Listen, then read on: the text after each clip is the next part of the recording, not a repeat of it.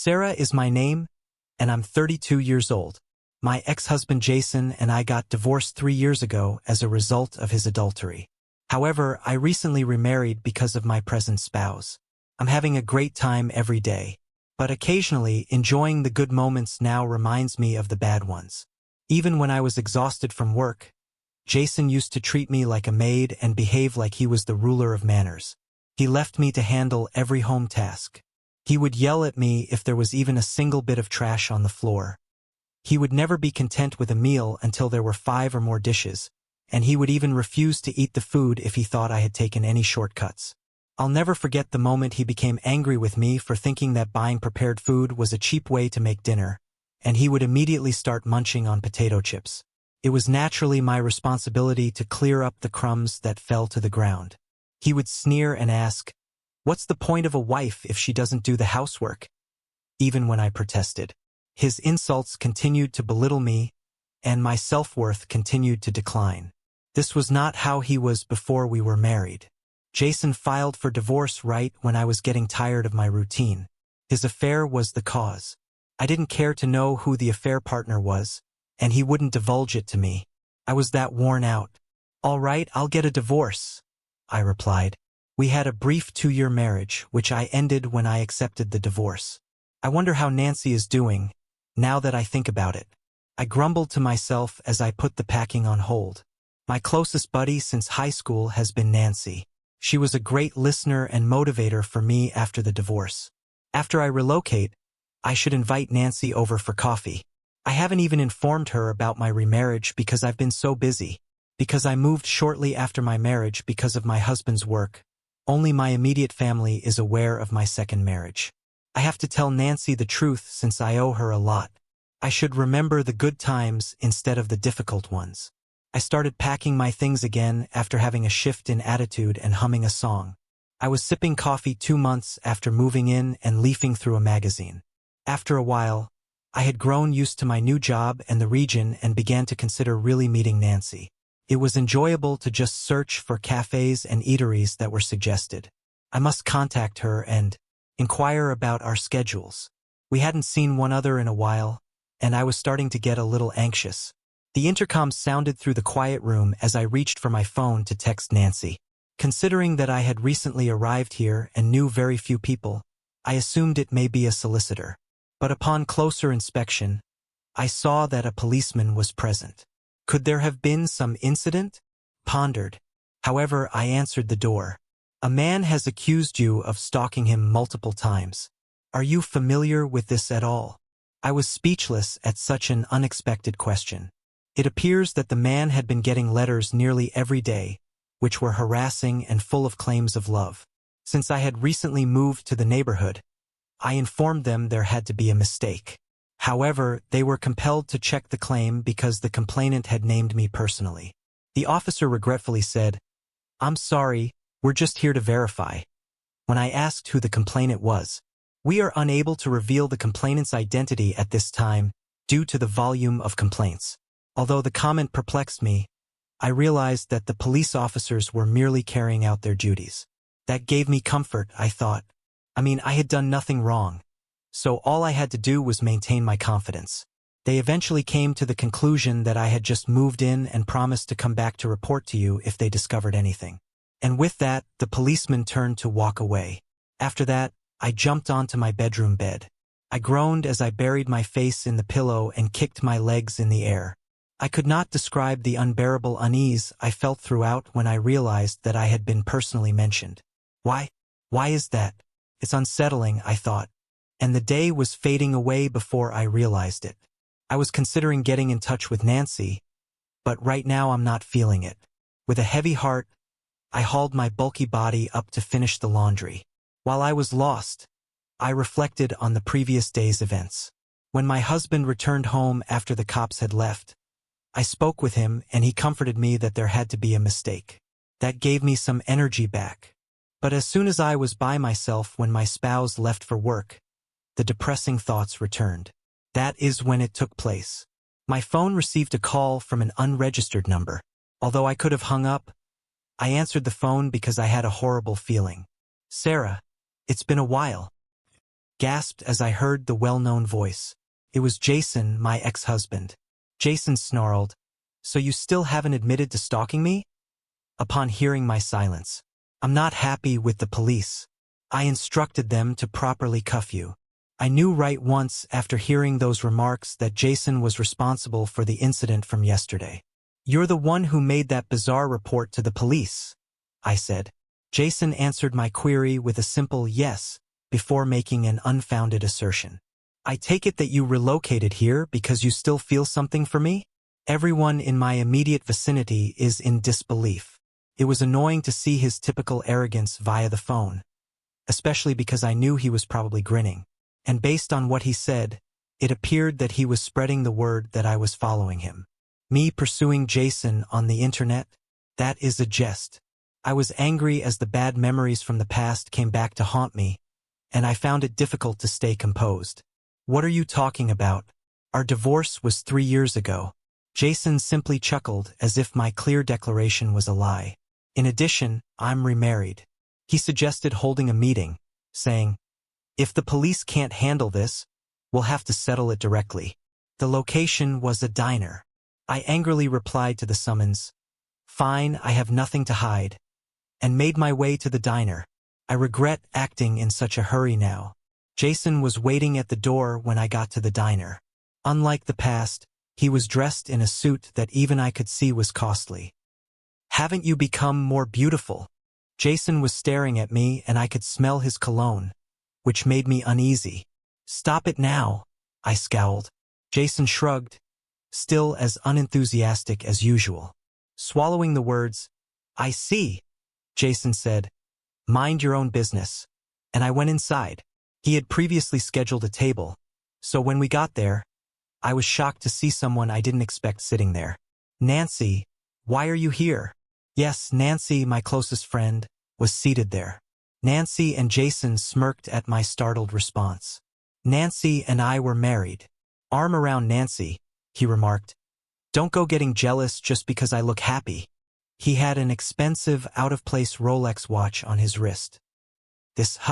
Naturally, Nancy is the reason I am now in charge of my own business. He became engaged to Nancy after divorcing me, and with her parents' support, he launched his own business. The company seems to be doing well and has stabilized. Honestly, I don't give a damn about that. The phrase, "getting hitched," reverberated throughout my ears. Nancy married this man because she understood what I went through.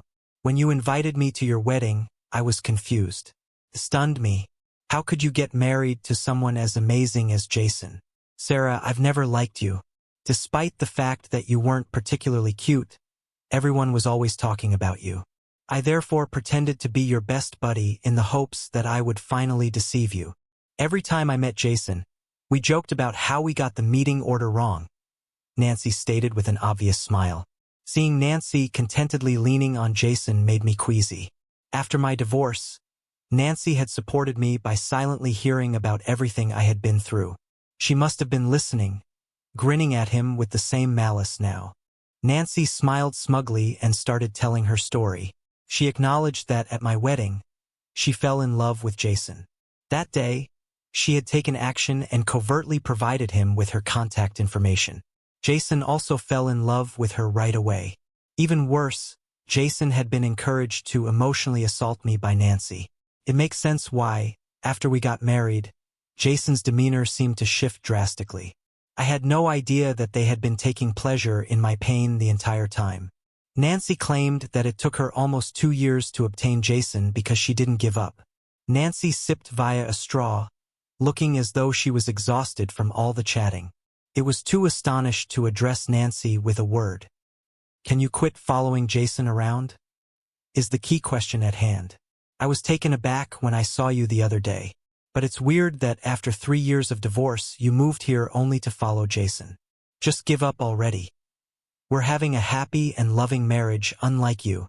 Nancy seems to have already assumed, based on her tone, that I had relocated here after she saw me. And Nancy really believed that I had come here to follow Jason around. It didn't matter if they believed me at this point. I had other thoughts. I was trying hard not to get angry and lash out at them. I firmly said, I'm not stalking anyone and I have no interest in such a man. And got up from my chair. Nancy laughed behind me, but I turned away. 2 months or so later, I got a call from Jason. Assuming this, I picked up the phone. Jason gave off a terrified moan, and I couldn't help but smile. It was unnecessary to inquire. Did something happen? It appears that you were the victim of stalking, but I wasn't the one who did it. It was your partner in the current affair. As it happened, Jason had cheated on Nancy too in typical fashion. His casual liaison had turned the partner in the affair into a stalker. That was the reality. My statements flustered Jason, so he embellished his explanation with excuses. As it turns out, Jason was aware that his affair partner was the one pursuing him from the beginning. But if Nancy found out and it resulted in a divorce, her parents would no longer support him. He heard Nancy mention that I was moving to this region and saw a chance to distract her by accusing me of stalking. Jason felt he had no choice but to comply with Nancy's suggestion to call me out by name in the police complaint and to come to the diner. Typical Jason got himself into this situation by piling lies on top of falsehoods. Jason sobbed over the phone, saying, "I shouldn't have treated you like a stalker, but there was no need for this." There was pandemonium around him. In the distance, I could hear someone pounding on a door and what sounded like Nancy's voice. He has to be locked up in his own room. It's a horrible scene. I just spoke the truth to Nancy out of courtesy for my ex-best pal. According to Jason, I sent Nancy a specific photo along with a note stating that I would like to request damages. I'm grateful. The image captured Jason's current partner in an affair in progress, as well as the two of them checking into a hotel together. I expressed disbelief that you would visit a hotel while facing harassment. And Jason said, I had no choice. If I didn't meet her, she threatened to go straight to Nancy and seek a divorce. My husband was the sole reason I had these pictures on hand. In reality, my present spouse is a detective. We came to this location since he had just launched his own office. But who would have guessed that my ex-husband would be the subject of his first case? It's a difficult and sometimes guilty sensation. In less than a month, my spouse located Jason's true stalker and obtained proof of his extramarital affair. I really am appreciative. I told Jason, "Oh, by the way, I'll be suing you and Nancy for damages." He uttered a stunned, "What? You fraudulently reported me to the police for stalking, even though you knew who the perpetrator was, and you then circulated that rumor. How nefarious," I remarked. No, Jason was at a loss for words, so I used the opportunity to push. "You've awakened old scars just when I believed I could move on from our marriage for good. There's no doubt you'll pay for this." His pitiful sobbing was followed by a loud clamor and an irate shout from a woman over the phone. Nancy appeared to have burst through the door to get inside. Her accusation that he had been whispering to someone was audible to me. And then Nancy's voice came over the phone. She seemed to have taken the phone away from him. She yelled, "Who are you? Some stalker woman." I corrected him when I realized he was speaking to me. "No, it's Sarah." As one might assume, Nancy's tone did not become more subdued. Rather, she went on with her passionate tirade. She appeared to be enraged at the damages I had asked. "Why should I pay damages now of all times?" she argued. I told Nancy exactly what I had learned from the attorney my husband had recommended. The false rumor that Jason and Nancy circulated embarrassed me so much. "I've just informed Jason that I'll be suing you too for defamation," I continued. Nancy was on the verge of tears. "You money grubber, don't take my happiness away," she was crying. "What goes around, comes around," I calmly retorted. Envious, she had set her sights on Jason and plotted against me following our divorce. She was teasing me behind my back, but she seemed to be a wonderful friend. I was never going to be able to forgive them. "I refuse to pay any damages," she angrily said. I was carrying a voice recorder when I was called to the diner. In self-defense, I activated it, but to my surprise, I learned that Nancy was my divorce partner 3 years prior. Everything I had been recorded, including this phone call. "Regardless of what you say, you'll face the consequences of your actions," I said with conviction. I would use these recordings as proof if I had to in order to hold Nancy and Jason accountable. I emailed you the images along with the lawyer's business card. Please don't listen to Nancy's counterargument going forward. Instead, engage with him. With the click of the call terminating, I hung up. It seemed as though I had at last put the past 3 years of my divorce behind me. With the help of the attorney my husband recommended, I was able to obtain from Jason and Nancy almost the full amount of damages I had requested. After the damages issue was revealed, Nancy's family rejected her, and a stalker confronted Jason's business, revealing the affair. As a result, Jason lost Nancy's parents' support as well as his social status. It appears like Jason and Nancy are still struggling to deal with the former affair partner who is now stalking them. You've had a rough start since we moved. My spouse comforted me. I want to treasure this gentle-hearted husband of mine who still smiles at me, even after all the trouble I put him through. This time, I'm excited to spend some quality time with him and take advantage of the quiet moments that have finally arrived.